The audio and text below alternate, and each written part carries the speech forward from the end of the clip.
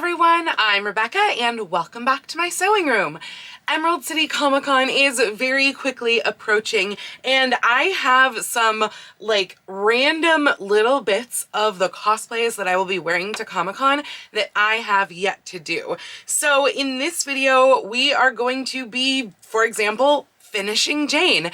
I'm actually filming this after the week's work has finished, so I can tell you exactly what will be happening. We will be finishing everything off on Jane Seymour from 6. So if you haven't seen the Jane videos, I think they were basically like all pretty much last fall, and then I gave you a kind of an update on Jane in my 2024 projects video, but this is everything else that I had not yet gotten to. So finishing all of the studding on the skirt, decorating the shoes, finishing the microphone loop on the bodice. So yeah, all those little bits that are required to really finish and enhance a cosplay, those are all getting done this week. And then we are also going to be working on a little bit more of the wig styling for Barbie. That is the 1995 Butterfly Princess Barbie that maybe you just watched those videos, because those are kind of some of the most recent videos on my channel. So that's everything that we are going to be covering today. We're going to be kind of bouncing back and forth between those two projects. I am going to be doing one more of these like get ready Comic-Con type videos before Comic-Con happens, because there are still a few little things, mostly more wig stuff for the rest of my cosplays that have to happen before Comic-Con, and maybe some tiny bits of odds and ends as well. But yeah, I'm very excited. So let's go ahead and jump into all of working on Jane. So one of the design elements about the West End shoes is that they have a sort of a black stripe to them on the heel. Now, I showed you in my last video on Jane that to do this heel, these are not actually rhinestones. You can tell when I get up really close. They are fake rhinestones. It's this sheet of stuff that you can get like really cheap on Amazon, and it comes in a whole big roll like this. And so I showed you in the last one that I glued all of this onto the heel. So now what I'm doing is I'm actually just taking your average Sharpie and I am drawing the lines onto it. And you'll notice by this picture right here, it looks pretty much like Jane's shoes. So now I'm going to make the ankle straps that go around my boots. I measured things out. You can ignore that top shape, but this is the shape and the dimensions that I'm going for here for my ankle straps. And this is just based on like where the zippers and stuff are on my shoes. And so I've cut out strips here. I haven't cut the sort of notch in between here. I'm going to draw that line in, but I'm going to not cut it out till later. Maisie wants to say hi as per usual. Hi, Maisie. So I have cut out the notches here because this is going to be put on top of the canvas. I thought about doing this with like leather cuff bracelet type situations from Amazon, but frankly this is just going to be 2 layers of canvas that I'm going to put right sides together, turn right sides out, and then have this on top. I don't know yet whether I will glue this on top or whether I will sew this on top, but this is my faux rhinestone stuff that is on the heels of the shoes, and I'm going to do the stripes just like I did on the heels with Sharpie. So this is all going to be kind of budget and easy. And then I did order some buckles that will be here from Amazon, and they're just going to slip on and be decorative buckles, not functional. So yeah, that's how this is going to work. I'm probably going to put snaps underneath to actually be able to like close this in place on the shoe, but I'm going to go ahead and mark my stitch lines over here and sew these right sides together to make my little ankle straps. Just so you have a bit of a clearer picture, this is what the stitch lines for these straps will be. So I'm just going to sew literally all along the stitch lines, leaving a little bit of a gap to turn them right sides out. But yeah, this is how wide the finished one will be, etc. I will show you in a moment. Okay, so first off, I would not recommend trying to do this right sides together and turning this out because this was almost impossible to turn out, but I did actually make it. It looks really lumpy and I was honestly worried about how it would go, but once I put the rhinestone stuff on top of it, I feel like it actually looks really, really good.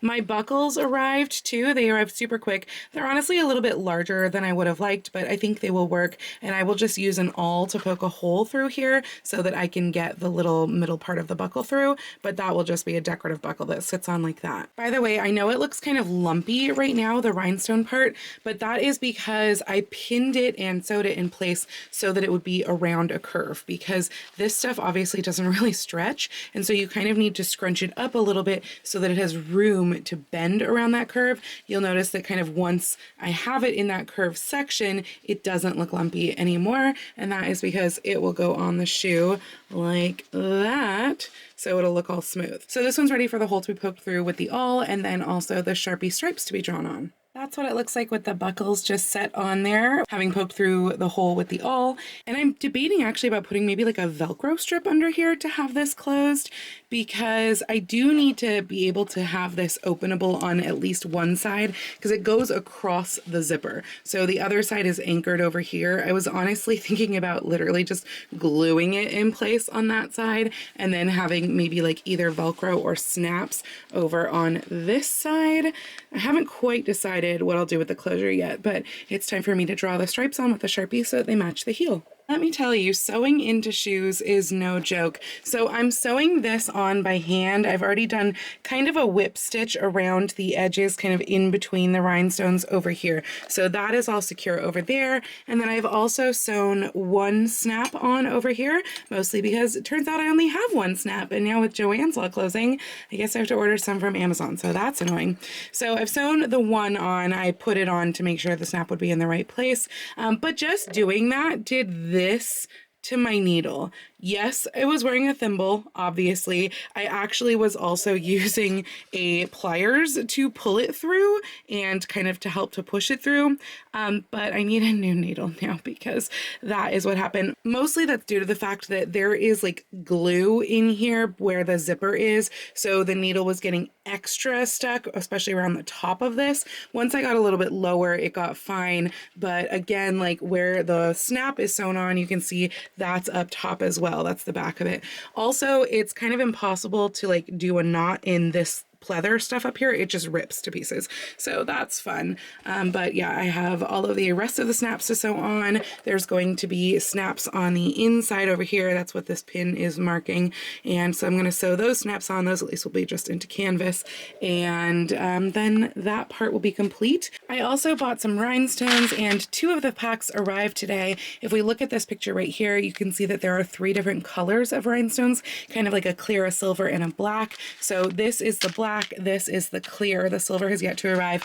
That side, I think these are actually too large. These are size 30, and I had size 16. These were left over from Elsa, and so I thought these were way, way small, but these I think are too big. So I just ordered size 20, which is the only size in the middle, and hopefully that will be a little bit better. I think they're due to arrive tomorrow. Luckily, Amazon is back to doing faster shipping, and unfortunately, I am stuck ordering from Amazon because Joann's. So yeah, those will be able to go on tomorrow or the next day. I'm just going to glue the rhinestones on because these are like individually set rhinestones, but I'm very excited for how this is looking. I think it is looking so good. Oh my God, look at that. Now I just have to hope that I can actually wear these shoes all day without killing my feet. These smaller rhinestones have arrived, and I definitely think that this is the better option.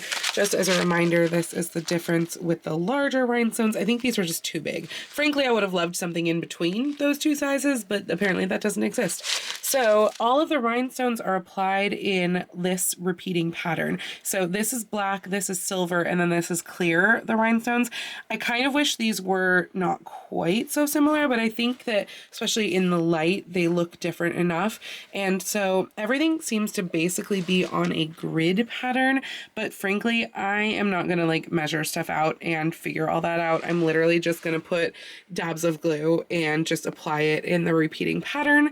And I will just do that all over both of these shoes. Both boots are now rhinestoned. I just finished this one up, so it's still a little bit wet, like some of the glue, but I think they look so good. I basically tried to do kind of a vertical pattern starting along one side, and of course a shoe is, you know, very much curvy and 3D, so there are areas where that grid pattern obviously doesn't work, like the heel, like the toe, etc. but overall I am so pleased with how they look. They sparkle so nicely too, like look at that. So yeah, I think they look so cool, and I have to pick off all the little glue strings that like went between each of the little rhinestones. And I'm also a little bit bummed that this is the boot that Maisie scratched up, and I did like put shoe polish and stuff on it, but only one rhinestone actually wound up covering on top of any of the scratches, so that's too bad. I was hoping they'd be covered up a little bit more. But yeah, it looks so cool. Look at that sparkle. Oh my gosh. Yeah, totally, totally love it. I think they look fantastic. So that means that the shoes are now done, because I also finished sewing the snaps onto the ankle straps. So you can see right there, we've got those snaps and then the snaps on this side. And yeah, there's no rhinestones underneath where the ankle straps go, because there doesn't need to be, but they just snap into place. And that is how the ankle strap works. So now hopefully I will just be able to, you know, actually wear these all day on Sunday at Comic-Con and not kill myself in these 3+ inch heels. Oh, and this did not take very many rhinestones at all. You can see just how full this still is. So I guess if you have the opportunity to get like a small pack of rhinestones, go for it. This one had 1,440 pieces, and I don't know exactly how many I used of each color, but it was not anywhere near 1,440. So I've done a little bit of additional teasing and trimming to the bangs. You can see that they are standing up quite far away from the wig head. I haven't tried it on with the bangs like this yet, but we also need to address the rest of this hair and how it just did not have enough body, for one thing.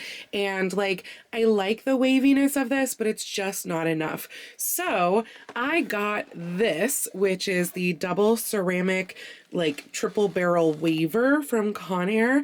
I got that on Amazon. It looks like it does basically like Barbie to human sized crimps. In other words, it looks like it should replicate this style on a human sized wig. So we're going to try it out. It said it had lots of heat settings, because you just never know with synthetic hair what it can kind of take.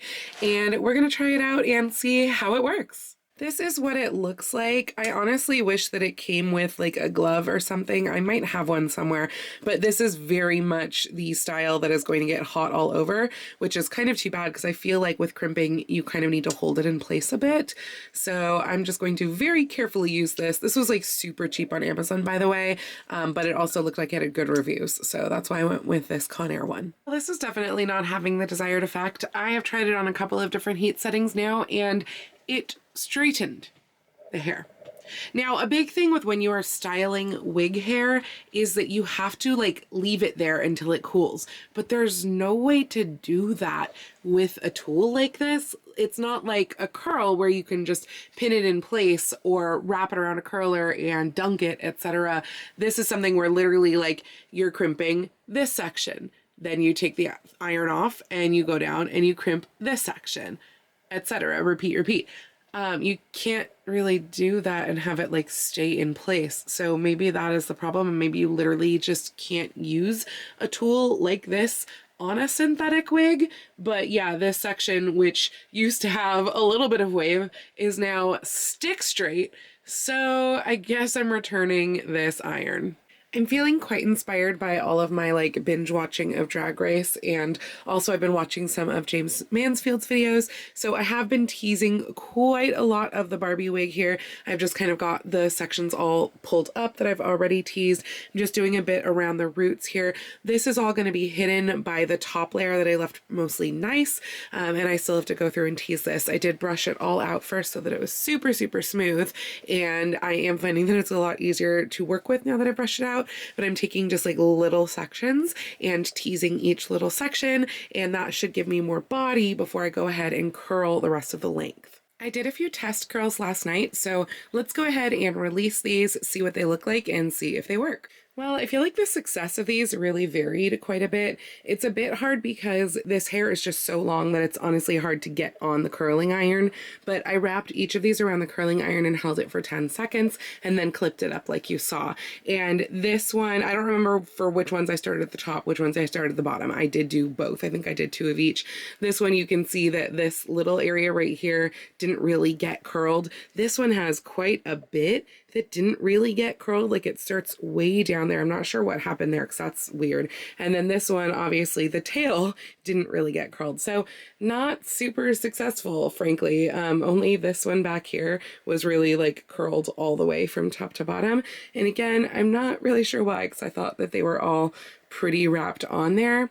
The idea would be that these would kind of then be brushed together and would create that wave, just like you do with human hair when you do like a vintage style and you get like the curls to create a wave. But oof, I don't know that this was really that successful. But at this point, I feel like the brushing really got rid of a lot of some of the waves. So I've got to do something. So the other option would be to curl these all up and to do this with steam.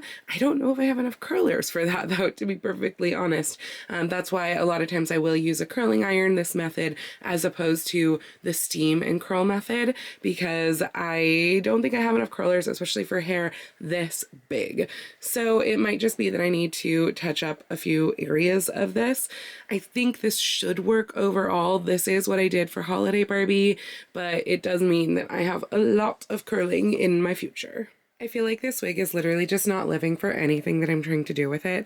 I took those 3 lower sections that were all right next to each other and brushed them out and together, and they got super frizzy, honestly, and were trying to get really knotted. I don't know if that's because potentially there was some of the matting that I had done from the teasing up here in the top, and I was attempting to kind of like brush that through.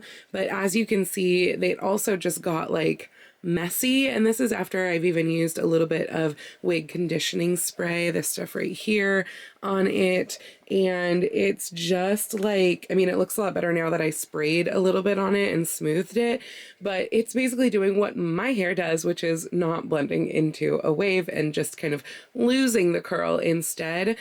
So I don't know, I'm getting really frustrated at it. Like this section here, I do feel like looks better than what this is currently doing, which is just frizz, but it is a pain because it's not doing what I want, which is getting that deep wave look in it. And I'm not really sure how to achieve that. And I have Google searched, I have YouTube searched, I have looked at James Mansfield's videos, etc. And I can't find any information on how to get deep waves in a synthetic wig, especially this is honestly a pretty relatively cheap synthetic wig. So yeah, I'm frustrated, but we'll see what else I do to it.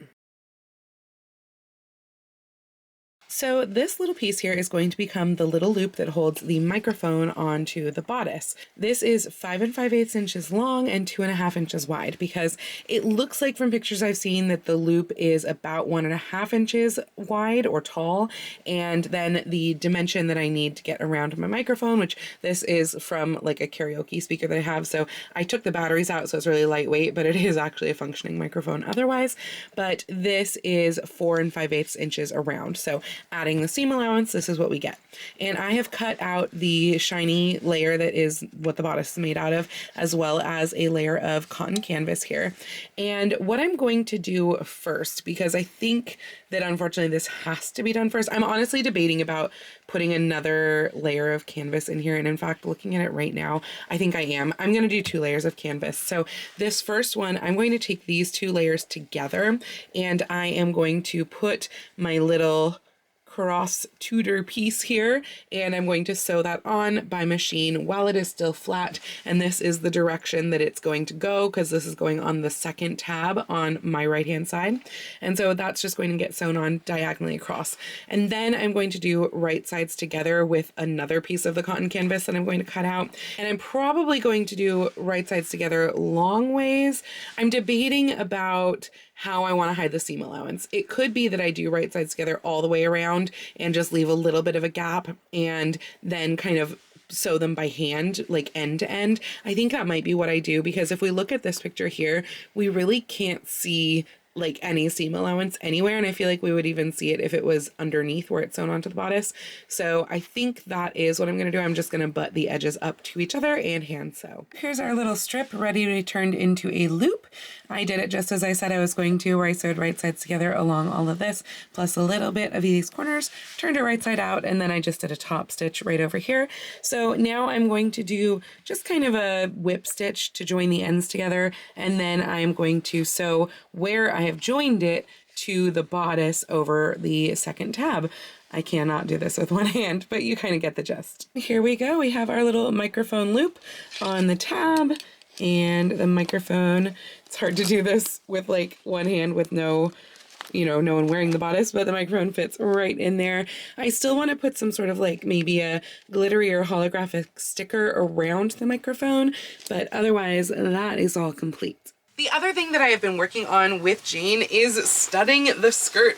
This skirt has gotten quite a bit heavier than it was before, and I feel like the studs are not even showing up on camera, but there's so many studs. I did actually wind up overbuying the studs a little bit because I bought all of these back in October and I did not know how many that I would need. I also thought at the time that I was going to be doing the studded version of the shoes, which are the US shoes instead of the UK shoes, but since I made the rest of this UK, I went with the rhinestone version because that's what they wear in the UK. But yeah, I don't know that you can even see all of this. Okay, now you can see it. All of these stripes in this skirt, these vertical stripes, these are all rows of hand set studs because that's how I've been doing all of these. All of these studs have been hand set with pliers on grosgrain ribbon, and then that grosgrain ribbon has been sewn on to the skirt and the bodice. There's also one row that goes around the hem. So I should say that at this point, this skirt is wearable. Like there's no more pins in it. All of these studs, all of the grosgrain ribbon with the studs on it has been sewn down on at least one side of the grosgrain ribbon. Ideally, I would like to have both sides of the grosgrain ribbon so that we don't have any opportunity for it to flip over. And some of these, like this one has been sewn down on both sides because I've been going randomly, but some of them haven't. And some of them actually, this one's halfway sewn on both sides. It's sewn from the bottom up to here, but not the top bit.